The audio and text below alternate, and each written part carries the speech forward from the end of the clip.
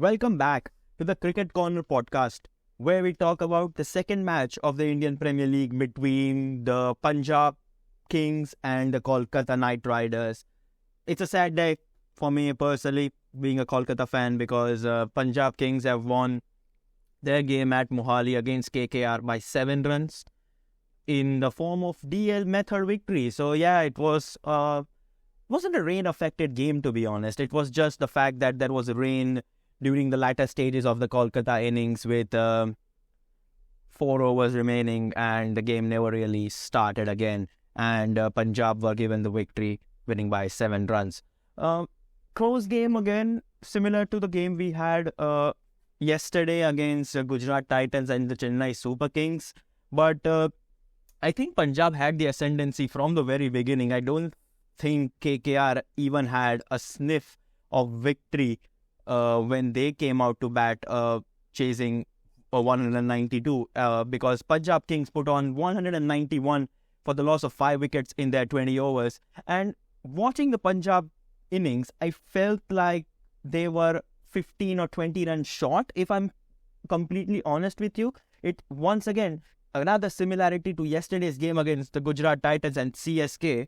This wicket again felt like it was a 200-run wicket, and anything less than that would be a good effort by the bowling side. But I felt like 191, despite it looking like a big total, which it obviously is, don't get me wrong, but I felt like KKR's death bowling towards the end was really impressive. And the reason why I felt that, because the score was 9 runs short of 200. And I felt like KKR were in the game because they had some good power hitters to follow, but they never really got going. And the main difference between the Punjab Kings and the Kolkata Knight Riders batting was for Punjab Kings, all 7 of their batsmen contributed in some form or the other.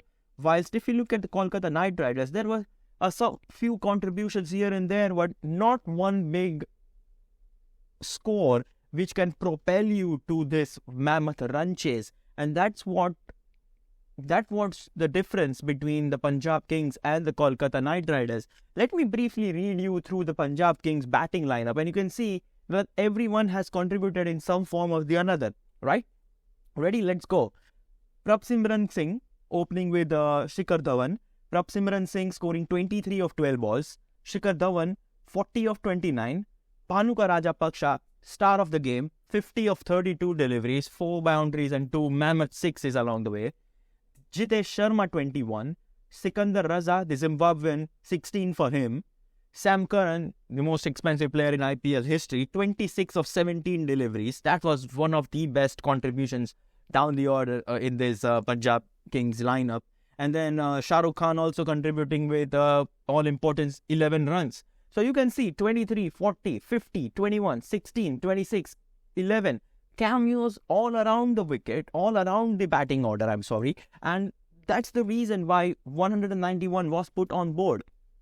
But credit to some of KKR bowlers as well. Umesh Yadav 1 for 27 and Varun Chakravarti 1 for 26. I think those two were really good in keeping the score down to 200, because other bowlers went above 40 in their 4 overs. Tim Southee was really expensive, 54 runs conceded in 4 overs, though he did pick up 2 wickets.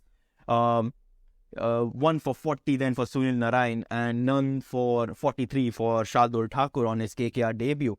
But it's more to talk about the Punjab Kings batting than the Punjab Kings bowling. The Kolkata Knight Riders bowling, because it was a really strong and commanding performance from Punjab, if you ask me. I don't think any of the batsmen had any intentions of, settling down, play some ones and twos here and there, and then go for the big shot. I think all of the players had attack intentions from the very first delivery. Prabsimran Singh was excellent, scored 23 of 2 overs, didn't give Shikhar Dhawan any strike for the first 2 overs, batted for the first 12 deliveries of the innings, scores 23, gets out. Then comes Bhanuka Rajapaksa. He bats for 32 deliveries at a strike rate of 156. Then you have Jitesh Sharma batting for just 11 deliveries, but at a strike rate of 190. Then you have Sam Curran, strike rate of 152. Shah Rukh Khan, strike rate of 157. Sikandar Raza, 16 of 13 deliveries. That's a little less low strike rate compared to others counterparts. But I think the attacking intentions of Punjab were immaculate to see. And that's how, if they are going to bat, they are going to be one of the most fun team to watch in this season's Indian Premier League. Talking about the Kolkata Knight Riders batting now, chasing 192. Let's be honest, they might be happy with that score, because at one point in time, when the run rate was around 11 runs and over, you felt like Punjab would post a total of 220, 225, maybe 230 if they are lucky. But it was really good bowling towards the latter stages from the likes of Varun Chakravarti to keep it down to 191. And it felt like a chaseable total, if you ask me. But then KKR started losing wickets at regular intervals. 13 for 1. Mandeep Singh going for just 2 runs, opening with Rahmadullah Gurbaz. Anukul Roy who came out to bat once Mandeep Singh got out. Anukul Roy didn't stand there for too long. He just scored 4 runs. KKR were then 17 for 2.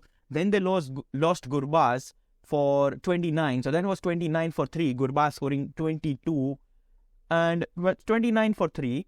And then they had a little bit of partnership between Venkatesh Iyer and Nitish Rana. Venkatesh Iyer was KKR's impact sub, replacing Varun Chakravarti. And Venkatesh Iyer did have a decent command on the wicket, coming down at number 4 and scoring 34 runs of 28 deliveries. Yes, little on the slower side, when he was there anchoring the innings after 3 early wickets which KKR had lost, that of Mandeep Singh, Anukul Roy and Gurbaz, along with the stand-in captain Nitish Rana. Nitish Rana looked really well for his 24 of 17 deliveries, 3 fours and 1 6, strike rate of 141, but he was caught by Sikandar Raza of the bowling of Rahul Chahar. Sorry, not Deepak Chahar, Rahul Chahar this time. I think it was a great cut shot, but he didn't get it on the ground, and it was in the air and straight to cover point for Nitish Rana's wicket. Then it was Rinku Singh who dismissed for 4, and then came out Andre Russell. And Andre Russell came out to bat with almost 10 overs remaining, and it felt and 111 runs to get, or 112 runs to get, and it felt like it's too early for Andre Russell to have any impact on the game, if you ask me. But he was once again excellent, and this is what Andre Russell is capable of. He gives you those quick fire 30-40 runs at the lower order, which then propels you to either a good total if you're batting first, or towards your target if you're batting second. This time he scored 35 of 19 deliveries, and that innings had 3 fours and 2 mammoth sixes. But then it never really happened, because once he was dismissed by Sam Curran, caught by Sikandar Raza on the boundary at, I think, long off, I think the innings was wrapped up already. Because after Russell, you have Shardul Thakur, Sunil Narine, Tim Southee and Umesh Yadav. Yes, they are capable of giving you those long sixes occasionally. Shardul Thakur and Sunil Narine did produce 1 6 each. But then you didn't have any other batting. I think the problem for KKR is, and this has been a recurring problem for the last couple of seasons now, and something which I as a KKR fan really don't like to see, is the over-reliance on Sunil Narine, if you ask me. Because you can't always rely over-reliance on Andre Russell. The over-reliance on Andre Russell, you can't always rely on him too much, because sometimes he can provide a match-winning innings, but that's sometimes. Otherwise, you need your lower order, you need your top order, your middle order to contribute runs. Otherwise, it's going to be all the burden on Andre Russell, and you don't want to see that all the time. And I think that this game was another prime example of how the top and the middle order failed, and they were like, you were relying on Andre Russell to get you how much, like 60 runs from 9 overs to seal you a victory. But that's something KKR need to work around. They need their opening and the middle order to get them a few runs. Gurbaz looked good, Venkatesh Iyer looked good, and so did Nitish Rana. So some contributions from them would really take the burden off Andre Russell, and then they can lead KKR to a more positive result. But in the end, when KKR needed some 26 runs or something, 36 runs or some 40 odd runs maybe. Yeah, 40 odd. Sorry, my math is really bad there. And that's when the rain came down. And even if the rain hadn't come down, I think Punjab were going to win, because it was Sunil Narayan and Shardul Thakur on the pitch. Yes, you could have expected a few big tonking shots here and there, but I could have seen Punjab holding on to that win. But in the end, they did win by 7 runs with the help of a DL method, because, as I mentioned, it was showers at the end, and which really set the tone and gave Punjab their first 2 points of the season. It's going to be a long and struggling season as far as Kolkata Knight Riders are concerned. I feel like they are one of the underdogs in this team, one of the weakest squad, if I'm not completely honest with you. And they would have felt like this is an opportunity lost of picking 2 points. So that's Punjab Kings picking up their first 2 points of the season, joining Gujarat Titans on top of the table from 2 games played. Credit to Punjab Kings. I think the man of the match has not been declared at the time of recording this podcast, but if I was the one handing that award, I would give it to Bhanuka Rajapaksha for his 50 of 32. Let's be honest, Arshdeep Singh was worthy of that award as well. He picked up 3 for 19 and 3 very crucial wickets of that of Mandeep Singh, Anukul Roy and Venkatesh Iyer. So yeah, Arshdeep Singh also worthy candidate for that award. And so was other bowlers, pick of the bowlers being Arshdeep Singh, then 1 wicket each for Sam Curran, Nathan Ellis, Sikandar Raza and Rahul Chair. But yeah, congratulations Punjab, you have picked up your first points of the season.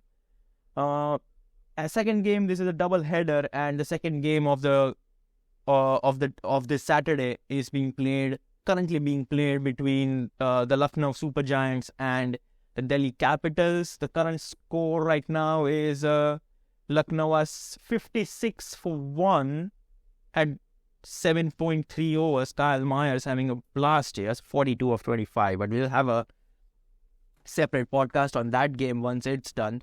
So this is a quick review from the game between Punjab Kings and the Kolkata Knight Riders. I hope you enjoyed this small and quick podcast reviews, and I'm planning to make this for all the games of this season's IPL. So make sure you are liking, sharing and subscribing on YouTube. Aim is to get 50 subscribers by the end of the IPL. Let's see if we can do that or not. And if you're listening this on Spotify, then make sure to give me those 5-star ratings. And this is me, Vatsal Vona, signing off. I'll see you soon. Ciao for now.